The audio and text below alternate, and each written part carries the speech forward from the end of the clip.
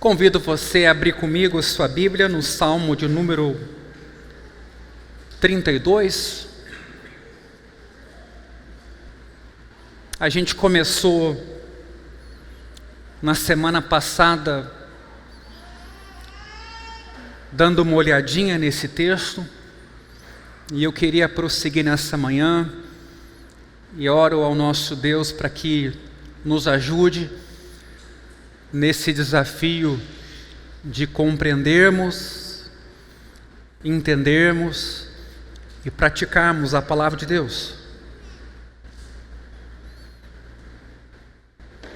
Bem-aventurado aquele cuja transgressão é perdoada, cujo pecado é coberto. Bem-aventurado é aquele a quem o Senhor não atribui iniquidade e em cujo espírito não há engano. Note aqui a importância que o salmista dá ao que Deus tem a dizer. Não é o que a gente pensa como pecado, mas o Deus que vê, o Deus santo. E note também o destaque para a felicidade de quem é perdoado. A felicidade não é para quem é bom, quem é perfeito. A felicidade é para o pecador que pode ser perdoado. Note a alegria do salmista diante dessa compreensão. Enquanto calei os meus pecados, envelheceram os meus ossos pelos constantes gemidos todo dia.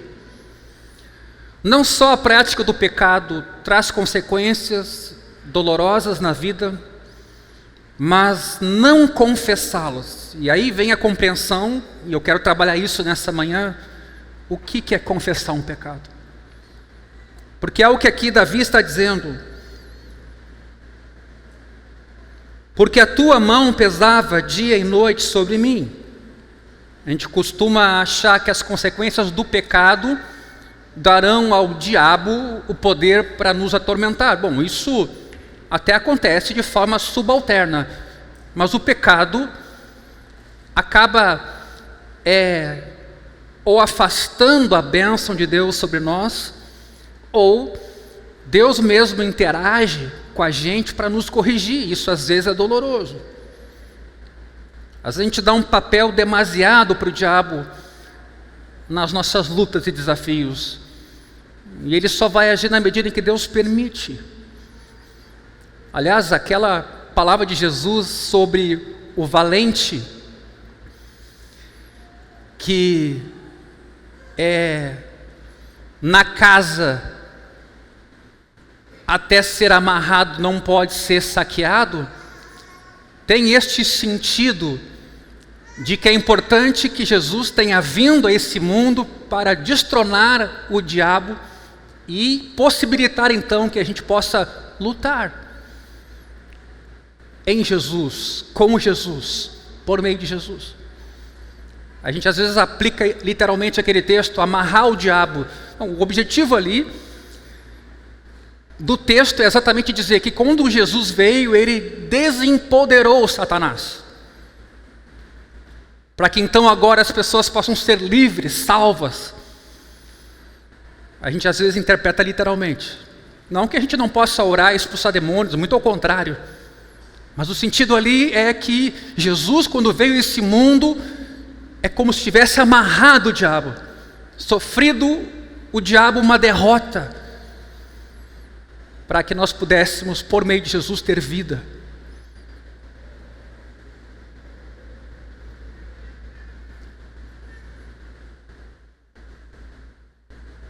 Confessei-te, versículo 5, o meu pecado e a minha iniquidade não mais ocultei. Eu disse, confessarei ao Senhor as minhas transgressões, e tu perdoaste a iniquidade do meu pecado. Então essa é uma pergunta que podia ser colocada: puxa, mas se Deus perdoa, se a grande solução não é em eu ser bom ou fazer o bem, mas a alegria está em ser perdoado, por que eu não confesso e aproveito o benefício do perdão? Por que eu dificulto as coisas achando que eu é que tenho que me tornar perfeito ou adequado para que então talvez Deus ele me abençoe. Não, a felicidade está em ser perdoado. Claro que isso é profundo.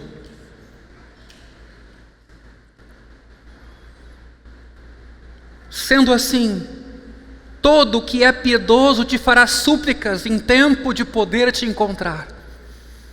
Com efeito, quando transbordarem muitas águas, não atingirão. E a gente sabe o quanto Davi sofreu. Mas aí tem que lembrar que o Salmo 23, mesmo no vale da sombra da morte, Deus estará comigo. Tu és o meu esconderijo, tu me preservas da tribulação e me cercas de alegres cantos de livramento. Eu o instruirei e lhe ensinarei o caminho que você deve seguir, e sob as minhas vistas lhe darei conselho. Não sejam como o cavalo ou a mula que não têm entendimento, que são dominados com freios e cabrestos, do contrário, não obedecem a você. Deus quer conosco uma relação afetiva, amorosa, não mecânica, não por medo, não formal, não externa. É coração a coração. Ele é uma pessoa. Muitos são os sofrimentos do ímpio, mas o que confia no Senhor, a misericórdia, de novo, a misericórdia o cercará. Alegrem-se no Senhor e regozijem-se, ó justos. Exultem todos vocês que são retos de coração. Na semana passada nós vimos que Deus perdoa, é rico em perdoar, mas Deus também é santo e não deixa a injustiça ou a maldade sem punição.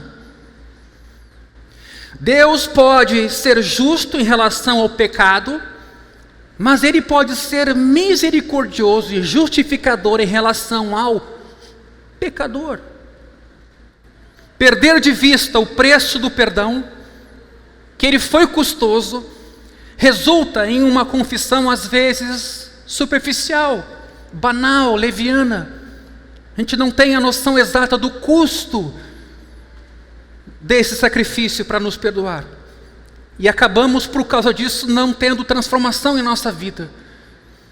Isso é muito comum. Perder de vista o preço do perdão resulta em confissão superficial. Perder de vista, ao mesmo tempo, que o pecado é gratuito, que o perdão é gratuito, pode nos levar à culpa, pode nos levar à vergonha, pode nos levar ao autodesprezo constante. Porque na medida em que eu tento me fazer perdoado, eu não confio no perdão e não me alegro no perdão gratuito de Deus. Meus irmãos, quando nos esquecemos da gratuidade da graça, o arrependimento que a gente supostamente demonstra, na verdade é hipócrita, porque conduz a uma sujeição forçada à vontade de Deus, e não uma transformação de coração, de visão e de motivação. Seria injusto da parte de Deus nos negar o perdão hoje, na medida em que Jesus nos deu o perdão na cruz. Não é só que Deus nos ama, Deus hoje também é justo ao nos perdoar, porque, como diz 1 João, se confessarmos os nossos pecados, Ele é fiel e justo para nos perdoar. Por quê? Porque Jesus cumpriu na cruz e pagou a dívida que cabia a nós. Saber que somos amados e aceitos, apesar dos nossos pecados, torna muito mais fácil admitir nossas falhas.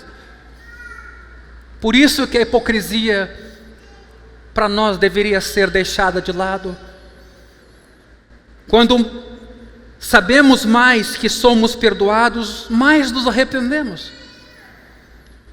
Quanto mais rápido nos arrependemos, mais crescemos, mais somos transformados, mais temos alegria e gratidão.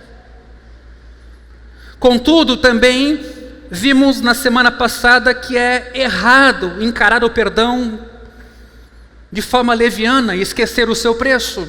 Meus irmãos, nossa dívida, grande dívida e pecado contra Deus exigiu um pagamento infinito, a morte do Filho único de Deus. Não foi um cordeiro, um animal, não foram muitos sacrifícios, foi o Filho de Deus morrer por nós na cruz. Precisamos nos sentir entristecidos, chocados o suficiente por um pecado para que ele perca o seu poder sobre nós. Do contrário, repetiremos as mesmas práticas. Mas tenha cuidado para você não se entristecer pelas consequências do pecado, mas se entristecer primeiramente pelo que o pecado é. Quando Davi no Salmo 51 orou, pequei contra ti somente, Davi não estava negando que havia pecado contra Urias, Batseba e vários outros afetados por aquele adultério. Davi enxergou que quando pisava nas pessoas ofendia a Deus. Por isso o versículo 4 de Salmo 51, pequei contra ti somente. No Salmo 32 que acabamos de ler, Davi disse, confessei-te o meu pecado, a minha iniquidade não mais ocultei. Há várias maneiras de a gente encobrir o nosso pecado. Podemos justificá-lo, podemos culpar alguém outro, podemos minimizá-lo, podemos colocar a culpa em circunstâncias.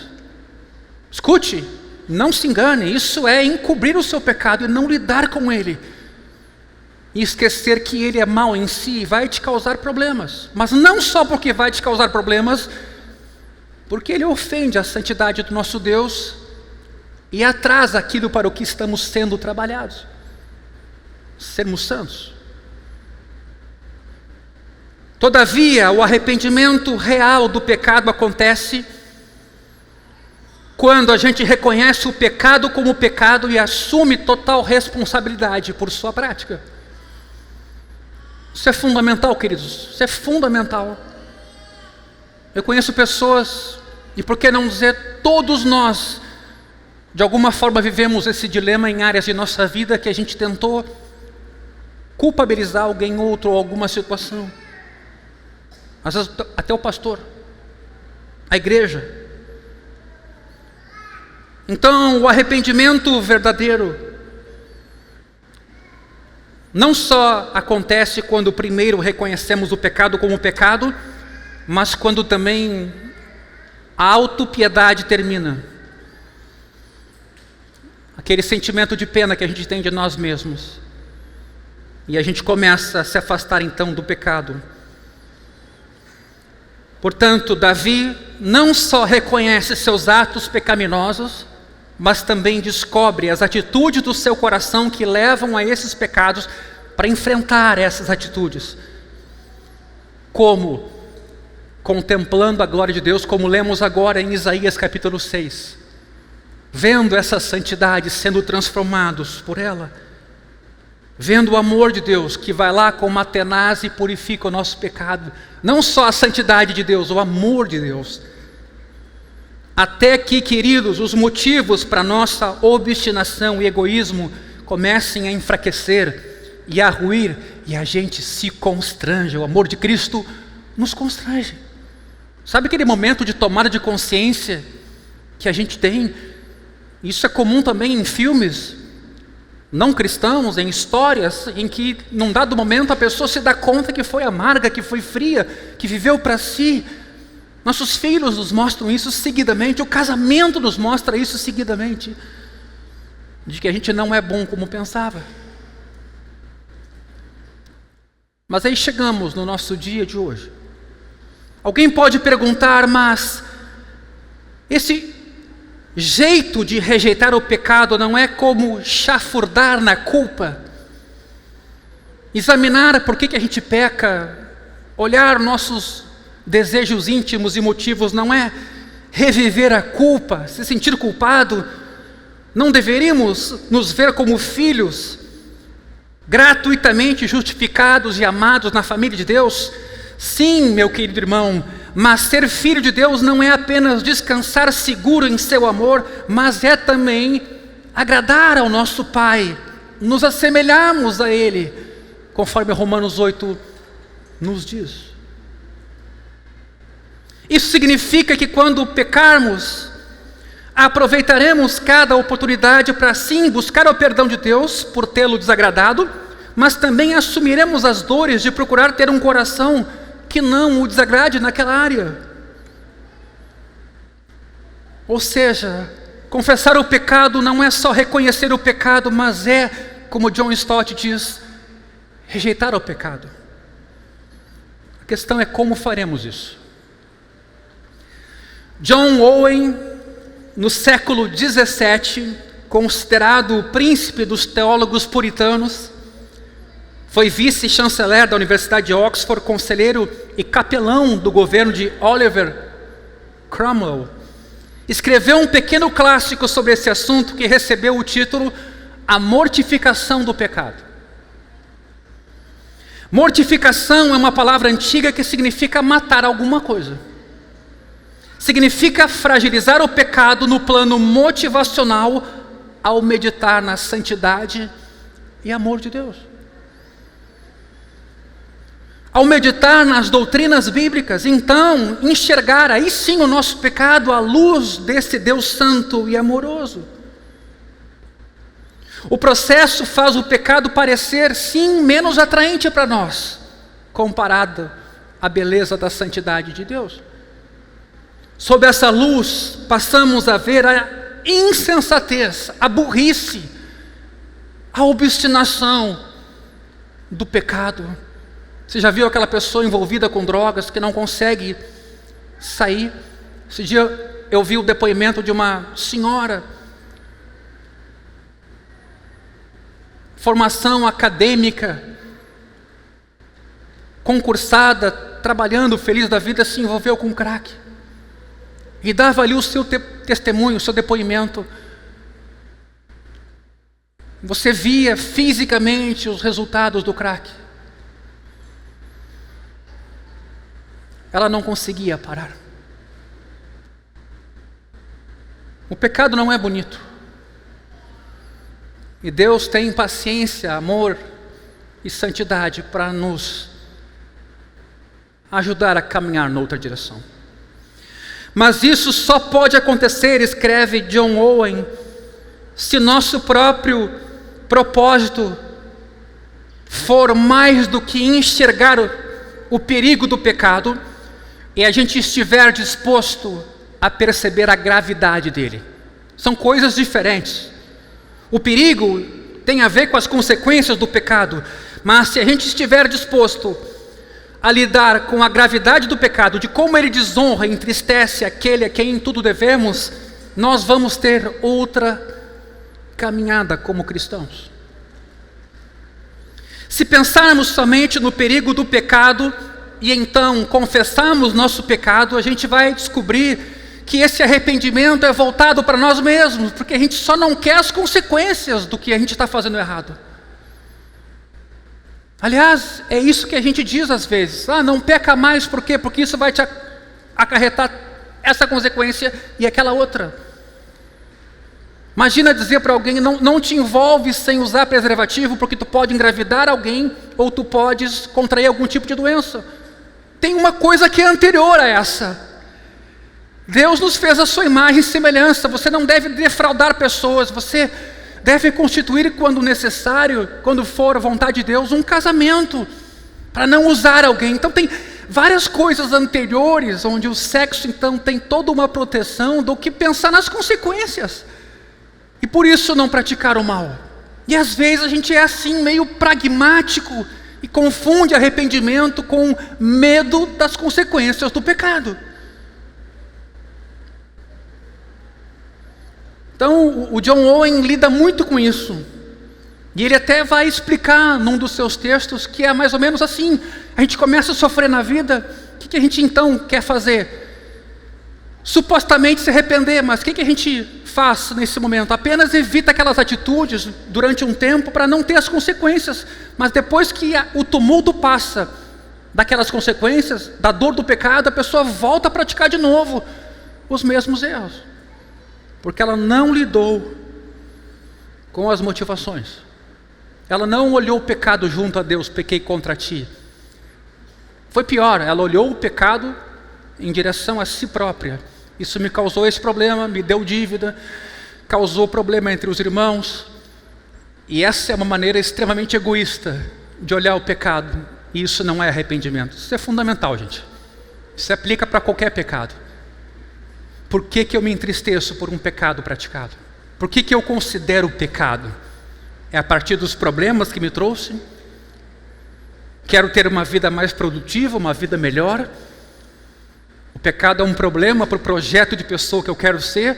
Ou eu entendo que o pecado não foi algo para o qual Deus me criou e que literalmente ofende esse Deus puro, santo e amoroso que se entregou por mim na cruz? Ou então nos aconselha a identificar nossos padrões habituais de pecado e a lutar contra eles com pensamentos, ele chama de espiritualmente vivos sobre Deus e a salvação, que funcionam como um veneno para com os hábitos pecaminosos. Esse curso agora do Labri de Teologia que a igreja está sendo convidada a fazer, já temos quase 30 irmãos inscritos, tem muito essa perspectiva de conhecer a palavra de Deus ou se envolver com teologia para se relacionar com Deus sob 3 óticas: fé, esperança e amor. As virtudes que são dádivas de Deus, não são esforços que a gente empreende, mas são dádivas de Deus pelo Espírito para nos levar a uma relação correta com Deus. Isso é fundamental.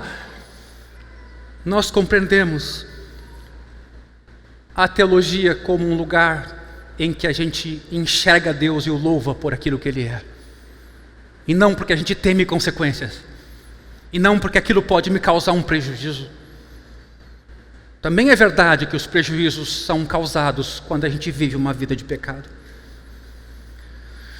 Ou então apresenta uma gama notável de doutrinas para a gente aplicar a nós mesmos com o objetivo de enfraquecer o poder do pecado sobre nós.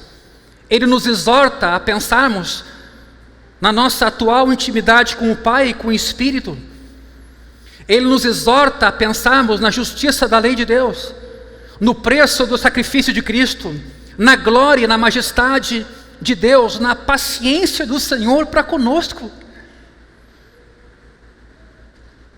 E quando a gente vai para a Escritura, quem está acompanhando o plano de leitura anual da Bíblia, está sendo colocado, exposto a isso, para ser transformado, constrangido, santificado. É fundamental você estar diante da palavra de Deus para que a santidade dele, o amor dele, enfraqueçam o poder do pecado em cada um de nós.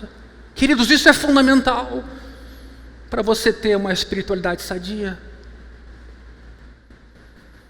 Owen mostra como podemos meditar em cada uma das verdades bíblicas de modo a vermos diminuir em nós os temores, o egoísmo, o orgulho, a obstinação, como o fungo e o mofo morrem sob os raios quentes do sol. Owen não nos dá um modelo de programa para usar em todos os casos, em vez disso nos chama a aprendermos os caminhos do coração e a elaborarmos, ele chama de solilóquios, que são monólogos ou diálogos consigo mesmo, em que você prega para si mesmo a palavra de Deus. Lembra do salmista? Bendize, ó minha alma, ao Senhor, e tudo que há em mim bendiga o seu santo nome. Porque se você não pregar para você, você vai ouvir muita pregação aí fora, que não tem nada a ver com a palavra de Deus. E você é formado por isso, você é pressionado a funcionar de uma determinada maneira. Assim como a gente vê em países diferentes, culturas diferentes, que tem ampla aplicação, também boa teologia dá bom resultado. Por exemplo, ontem eu estava revendo a minha cunhada, eles moram na Argentina, e eu fiquei impressionado. Nós estávamos na sala, conversando, os adultos, e os 2 filhos delas, e dele, claro, o Nato, ficaram ali 6 horas, brincando, entre eles. Assim, a gente sabe que quando o argentino chega aqui, ele se assusta um pouco com a família brasileira. Não sei se você já foi à Argentina e viu também como culturalmente lá as coisas na família são diferentes.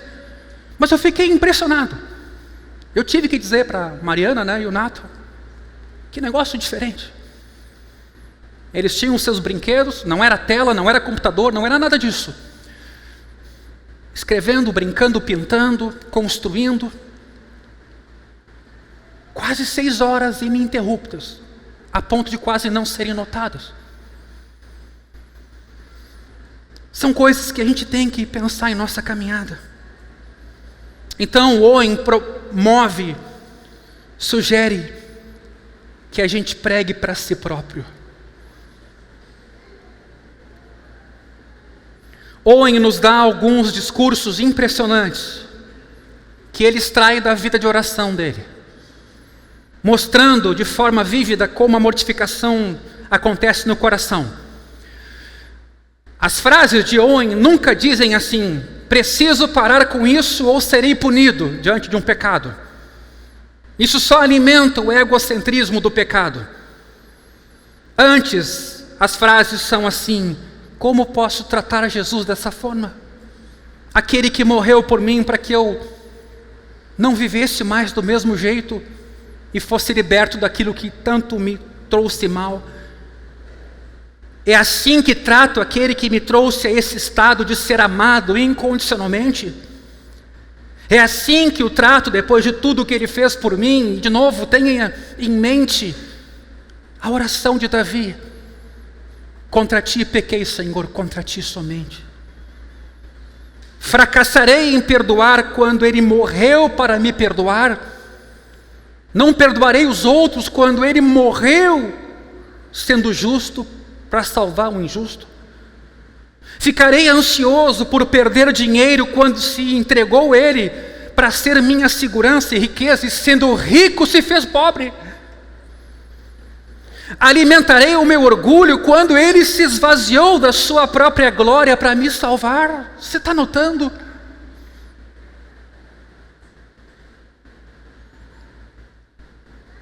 O problema é que eu sei, quando você vai para as redes sociais e você visita alguns púlpitos de igreja, você vê outras coisas, até leilão de relógio.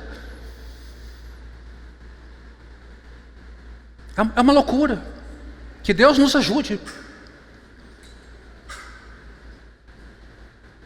Que Deus nos ajude a casa de um pastor ser comparada, em termos de preço, ao dobro do preço da mansão do Silvio Santos.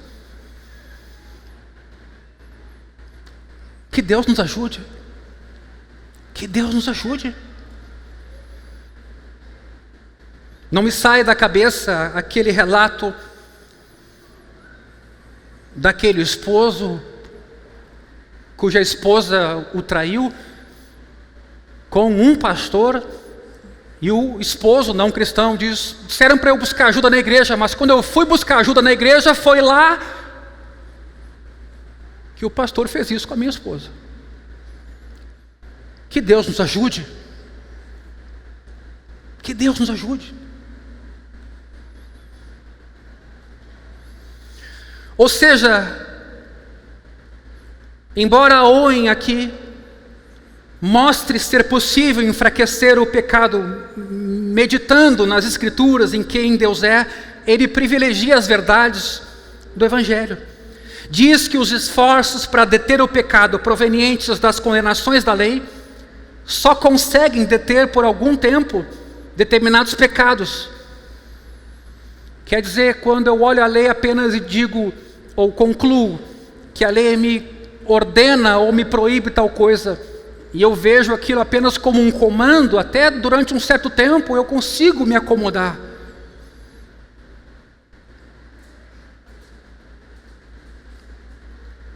Mas quando eu empenho esforços para enfraquecer o pecado no espírito do Evangelho, eu posso ser transformado por inteiro, mente, vontade, emoções, afetos. Owen está afirmando aqui que a mortificação que brota apenas das convicções da lei, ou seja, da crença que se a gente se ajustar à lei, a gente vai mudar, isso não vai longe. Não somos salvos por obras. Mas são as verdades do Evangelho, o amor de Cristo, que o levou a morrer por nós, seu compromisso incondicional conosco, seu sacrifício de alto custo, e a gente ter sido adotado na família de Deus. Isso sim, são verdades que nos transformam. Isso não quer dizer que os cristãos que entendem as verdades do Evangelho não possam recorrer à lei de Deus como auxílio para enfraquecer o pecado. É evidente. Em muitos lugares, Owen vai dizer aos cristãos para que tragam seu pecado à lei e ao Evangelho. No entanto, esse conselho vem sempre acompanhado daquelas advertências. Para ter cuidado com o legalismo e com a hipocrisia. Esse modo centrado em Deus, meus irmãos, de confessar e rejeitar o pecado, é um instrumento poderoso de transformação, e é evidente que eu estou falando aqui da doutrina da santificação. O medo das consequências muda o comportamento por meio de coação externa, mas os desejos continuam lá, os impulsos continuam lá. Contudo, o desejo de agradar e honrar aquele que nos salvou e que é digno de todo louvor, isso sim nos transforma de dentro para fora. Tem um outro autor puritano chamado Richard Sibbes. Na obra A Cana Ferida, ele escreve que o arrependimento não é o pequeno gesto de abaixar a cabeça, mas a atitude de levar o coração a experimentar dor a ponto de tornar o próprio pecado odioso mais do que o castigo que ele acarreta. Olhar o pecado por aquilo que ele é. Transgressão da lei de Deus, ofensa à vontade dele. E é por isso que a justiça existe. E ela tem que existir para ser oposição a todo intento do reino do mal. Por isso que bem-aventurados os que têm fome e sede de justiça, essa nossa fome por um mundo um dia justo, perfeito. Porque, do contrário, você vira aqui um cínico, você vira um pessimista, além de você ser absorvido pela corrupção. Olha o momento do nosso país. E não só do nosso país, do mundo como um todo. Quem deveria dar exemplo, hoje, nos dá um péssimo exemplo. Os nomes se multiplicam. Como é que a população não vai estar em desesperança, em descrédito, diante do sentido da vida? E aqui a igreja tem que aproveitar bem a oportunidade. A confissão do pecado não deve ser feita simplesmente em resposta a um pecado do qual você já está ciente e convicto. Alguns aqui já sabem de coisas da sua vida, diárias da sua vida que precisam de tratamento. Aliás, eu estava conversando com um irmão esses dias. A gente costuma, quando a dificuldade é a área da impureza sexual, a gente costuma usar muito o termo pornografia. Mas até chegar na pornografia tem tanta coisa antes, como por exemplo a sensualidade, que às vezes a gente acaba minimizando, porque hoje o problema é a pornografia. Mas tem outros problemas que não desembocam necessariamente na pornografia, como por exemplo a sensualidade, que acarreta problemas a uma vida, por exemplo, pura, a uma vida santa. Você começa a trabalhar na malícia, você começa a trabalhar em algum tipo de mecanismo que não são dons que Deus te deu e caminhos que Ele orientou para você andar neles. Não é o que Paulo escreve para Timóteo? Que seja o interior aquilo que veste uma mulher. Não é que a mulher tem que andar desarrumada, ou o homem que seja. Mas onde está o cuidado com o nosso jardim, o nosso coração? Nossa vida de oração, queridos, por isso é o momento em que devemos deixar nossa vida ser examinada e procurar pecados talvez mais ocultos. Não fosse esse exame, a gente permaneceria insensível ou estaria ocupado demais para perceber essas falhas. Eu noto, conversando com algumas pessoas, que elas não se dão conta daquilo que estão fazendo. Devemos ter períodos regulares de autoexame e neles empregar diretrizes que as Escrituras nos dão do que um cristão deve ser. Por exemplo, Martinho Lutero aconselhava a adoção de medidas regulares ou mesmo diárias na leitura dos 10 mandamentos, de modo que você, exposto à lei de Deus, pudesse enxergar onde você não está bem, que você não é santo, que você mente, que você cobiça, que você é um pecador. O método de meditação de Lutero recomendava que as pessoas ponderassem de que maneira a sua vida violava cada um desses mandamentos, como não matar. Se você pronuncia um juízo condenatório sobre alguém, Jesus vai dizer que isso é matar. Esse tipo de autoexame, claro, depende de a gente estar bem orientado pelas Escrituras. Não é fazer nenhum tipo de regressão à infância e coisas correlatas, como é comum a gente ver por aí afora. Muitos dos catecismos da Reforma, Heidelberg, Catecismo Maior, Breve Catecismo de Westminster, oferecem listas longas para nos ajudar a confessar coisas que, se a gente não lesse, nem se daria conta que nos dominam. Por isso que a gente vai à Escritura. Outro guia para nós pode ser o autoexame de Gálatas 5, 22, quando a gente lê sobre o fruto do Espírito. Tem uma lista ali. Aí a gente deve se perguntar: por que eu não manifesto alegria? Por que eu não manifesto mansidão? Por que eu não me manifesto longanimidade? Isso requer que você estude e compreenda como os frutos espirituais são prometidos: amor, paciência, domínio próprio. Você deve ter uma boa ideia do aspecto de cada fruto na vida, mas também deve ter uma ideia de quando ele está ausente. Deus prometeu. Por que ele não está lá? Eu sou cristão há 40 anos e ele não está lá. O que está acontecendo? A palavra de Deus está mentindo?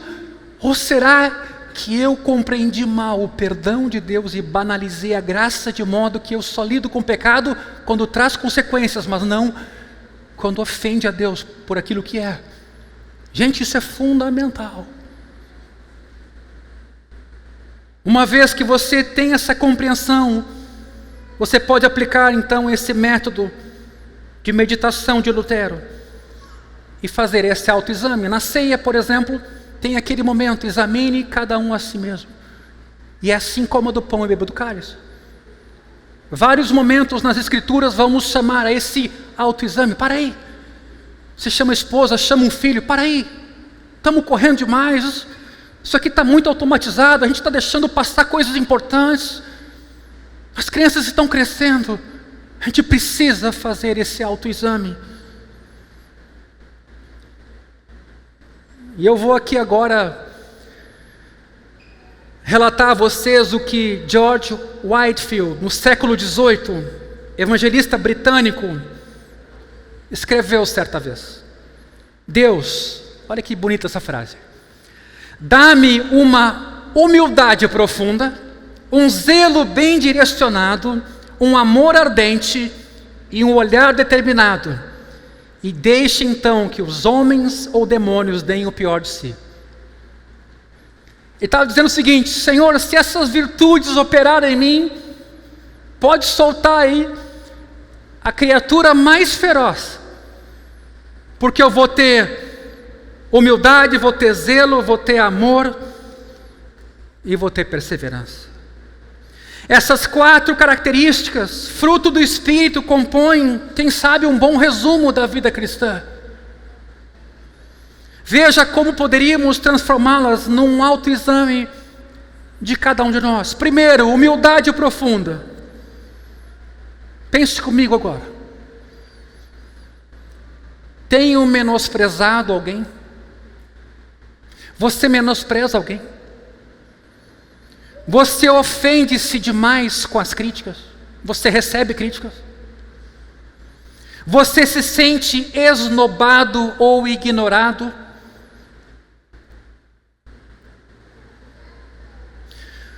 Devo considerar o livre agir da graça de Deus em Cristo, até na minha vida sentir o desdém diminuir, desdém dos outros para comigo, uma vez que eu também sou pecador, não sou melhor do que ninguém. Devo considerar a graça de Jesus em mim, até diminuir a dor da crítica quando sou criticado, visto que eu não deveria valorizar a aprovação humana mais do que o amor de Deus. Nós valorizamos mais a aprovação humana do que o amor de Deus. Por isso a gente vive uma luta de personagens. Usa máscaras e retarda ainda mais a gente chegar na raiz do problema. À luz da sua graça, posso abrir mão da necessidade de manter a minha boa imagem. Manter a boa imagem é um fardo pesado demais e desnecessário. Eu conheço pessoas que elas querem ficar bem com todo mundo. Não dá. Você não vai conseguir isso. Você vai estar mentindo, você vai estar errando, você está bajulando. Elas querem ser boas com todo mundo. Boas no sentido de fazer qualquer coisa para se manterem numa relação adequada com os demais. É evidente que, dependendo da gente, a gente procura ter paz com todo mundo, mas não a qualquer custo, a qualquer preço. Reflito sobre a graça até experimentar alegria e plena gratidão. Então, esse é o refletir em termos da humildade. Segundo, um zelo bem direcionado. Pergunto: tenho evitado pessoas ou tarefas que sei que deveria enfrentar? Tenho fugido delas? Tenho me sentido ansioso e preocupado? Aqui já é um outro extremo, aquela pessoa que ela quer fazer tudo, ela toma tudo para si.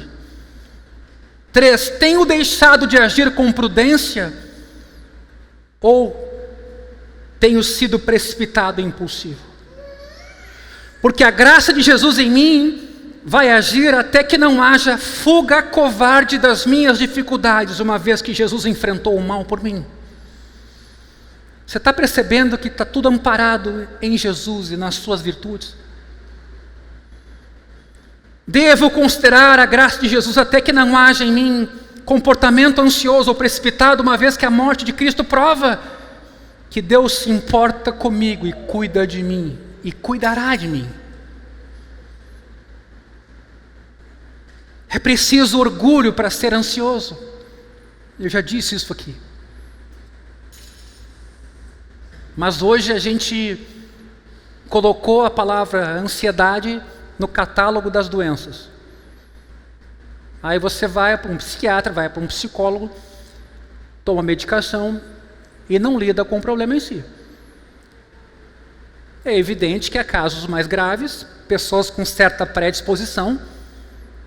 Eu conheço um bocado desse assunto e por isso que eu não desprezo o trabalho dos terapeutas.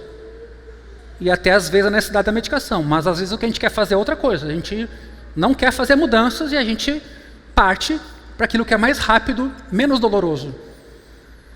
Me medica aí. E eu sei o que eu estou falando.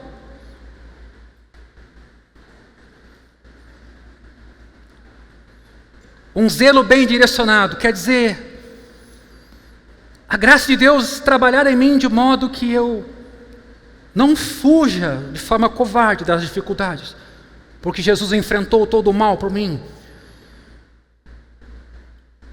Que não haja comportamento ansioso ou precipitado, uma vez que a morte de Cristo prova que Deus se importa e cuidará de mim. É preciso orgulho para ser ansioso. E reconheço que não sou sábio o suficiente para saber como minha vida deve se desenrolar. O que vai ser o amanhã, querido? Tem pessoas que nunca tomam conselho. A gente precisa. Que bom que alguns procuram, outros não. Mas nós não fomos feitos para ficar sozinhos. A gente foi feito para depender um do outro, para se ajudar mutuamente. Bem assim também os mais velhos para com os mais novos e vice-versa. Por isso a importância de uma comunidade como essa. Na multidão dos conselheiros se encontra a sabedoria. Mas o solitário se insurge quanto à verdadeira sabedoria. Ele só quer saber das suas opiniões. Está lá em Provérbios. 3. Amor ardente. Tenho falado ou pensado de forma grosseira acerca de alguém? Justifico-me caricaturando alguma pessoa em minha mente? Sabe quando você já cita o nome e faz aquele tipo de abordagem que destila veneno? O problema não é a pessoa de quem você está falando, é você. E o pior, que é o que a gente muitas vezes faz também, quando tem que lidar com assuntos complicados, a gente não os conhece profundamente, faz uma caricatura deles e depois, para combater o mal, acaba tomando uma lição do suposto oponente, porque a gente fez um espantalho. Amor ardente. Tenho estado impaciente e irritado? Ou seja, autoexame. Tenho andado absorto, indiferente e desatento às pessoas, não às coisas, às pessoas. Tem gente que se preocupa muito com coisas. E as pessoas? É incrível isso. Carro bem limpinho, casa toda arrumadinha, e os filhos lá. As crianças, a imagem e semelhança do Criador que Deus nos deu, para cuidá-las, Por isso, nesse sentido, a graça de Jesus trabalha em nós, deve trabalhar em nós até que não haja frieza ou descortesia. Porque penso no amor sacrificial de Cristo por mim. A ceia é assim. Na noite em que foi traído, tomou o pão. Meus irmãos, para que não haja impaciência enquanto penso na paciência de Deus comigo, nem tampouco que haja qualquer indiferença quando penso em como Deus é atencioso comigo. Se eu clamo, Ele me escuta. Se eu oro, Ele responde. Se eu bato na porta, Ele abre. Essa é a promessa. Quem vem a mim de maneira alguma, o lançarei fora. E a gente é convidado a compartilhar dessa bondade com os outros. Quarto e último, um olhar voltado para uma só direção. De novo, estou propondo aqui um autoexame a partir das virtudes de Gálatas capítulo 5, para a gente traduzir aquelas virtudes, palavras em reflexões sobre a existência ou não delas em nós. Faço o que faço para a glória de Deus e para o bem das pessoas, ou faço porque tenho medo, necessidade de aprovação, amo o conforto, a tranquilidade, a necessidade de estar no controle? Gente, isso aqui acontece um monte dentro do que se chama igreja cristã. As pessoas vêm para ter uma vida melhor. E o egoísmo é santificado, estou usando aqui a palavra de um jeito equivocado, ele ganha uma roupagem religiosa e a gente vira um egoísta na fé, ou um avarento na fé. Que Deus ajude a igreja brasileira. Que Deus nos ajude. Quando eu penso que vou ficar mais consciente, eu fico consciente de quanto que eu não conheço do que aí fora acontece e do que acontece conosco também.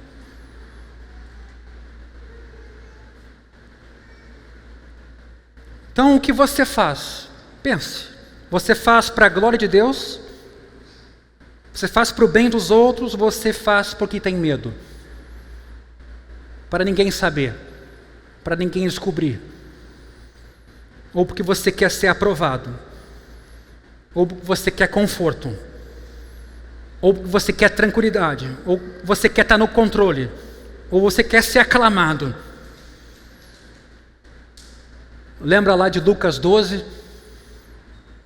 Jesus mais ou menos está dizendo assim, ó, não temam aquele que pode fazer o corpo perecer. Temam antes aquele que pode fazer o corpo e a alma de vocês perecerem.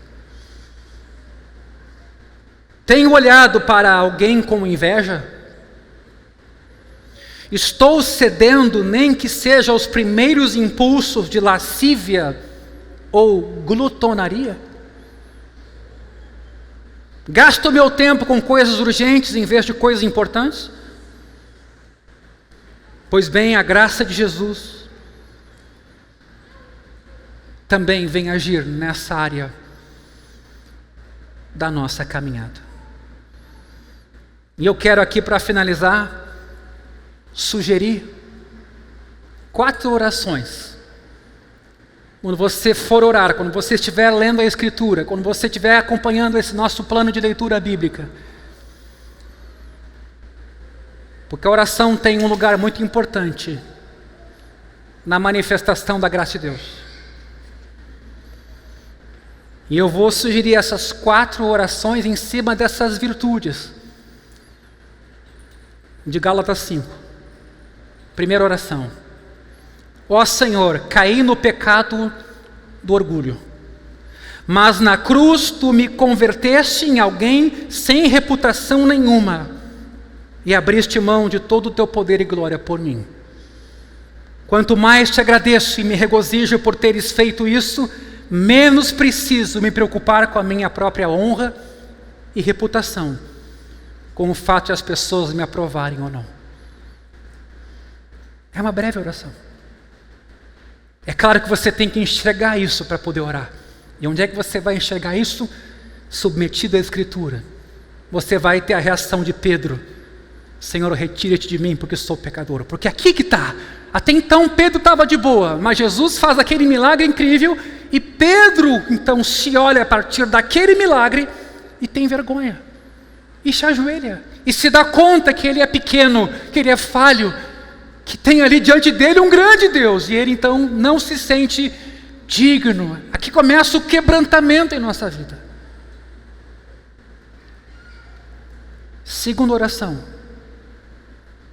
Ó Senhor, caí no pecado da frieza e da irritabilidade, mas naquele jardim, pouco antes de morrer, foste tão gentil, no Getsemane, e nos reafirmaste, mesmo quando dormimos e o abandonamos.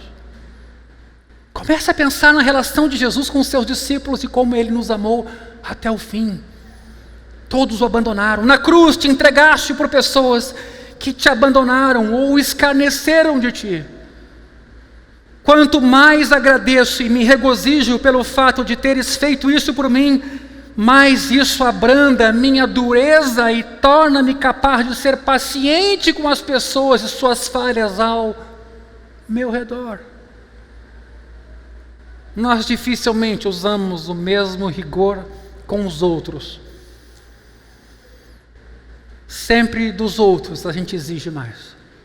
Por isso que Jesus vai dizer: tira primeiro a trave do teu olho. Então tu vai poder enxergar bem e vai poder ajudar a tirar o cisco no olho do teu irmão. Terceiro. Ó Senhor, caí no pecado da ansiedade e do medo. Pecado. É isso mesmo.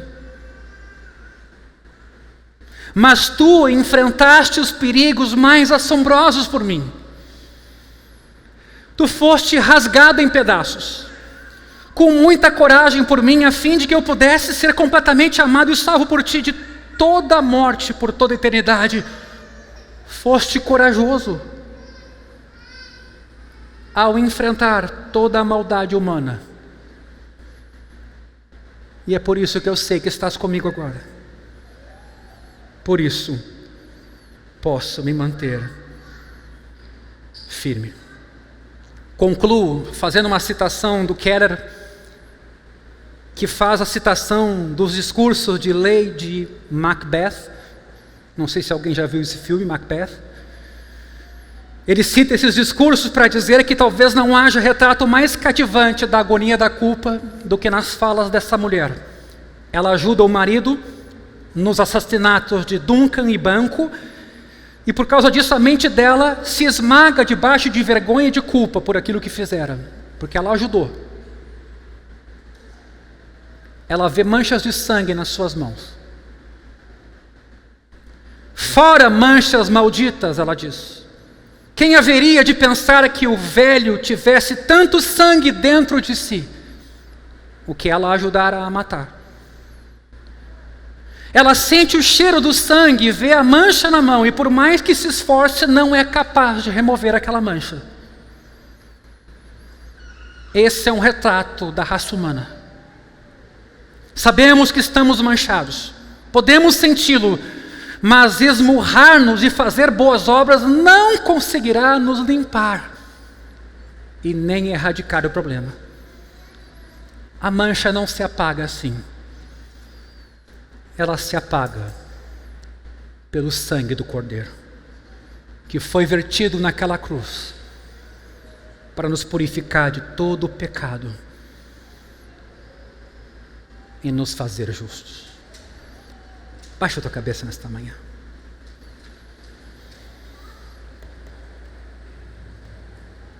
Senhor, nesta manhã, diante da tua palavra, diante da vida do salmista, da sua oração, diante do amor de Deus revelado em Cristo naquela cruz, quem somos nós?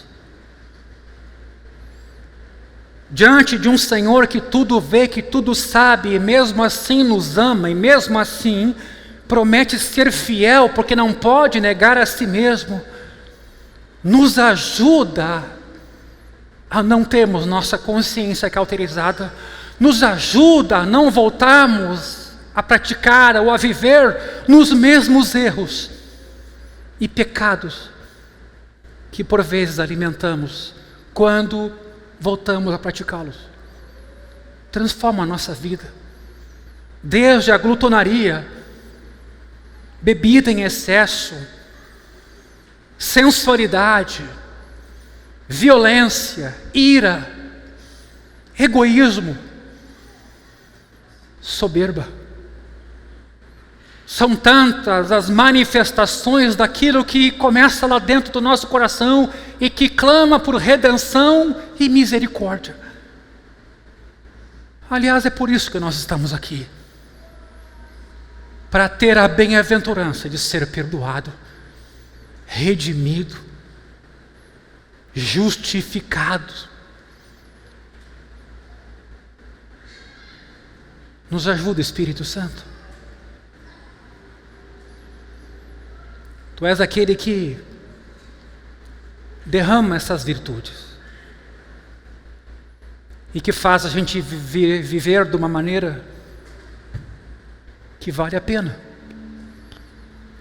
que faz a gente viver para o propósito para o qual existe e foi criado. Perdoa por sermos tão disfuncionais e vivermos de uma maneira para a qual não fomos criados. Nos ajuda nessa manhã, nesse autoexame, naquelas coisas em nossa vida que fomos deixando pelo tempo e ao longo do caminho. Coisas que se tornaram vícios. Nos ajuda a enxergar, nos ajuda a lidar com isso, nos ajuda a confessarmos essas falhas e nos arrependemos delas, não só por suas consequências, mas por aquilo que são: pecado, ofensa à tua santidade e à tua justiça. Nos ajuda quando estamos lá sozinhos, pecando, quando ninguém mais está vendo. Nos ajuda, Senhor, pela falta de amor que temos para com os outros. Porque na nossa agenda só tem o nosso nome e os nossos interesses. Nos liberta disso, nos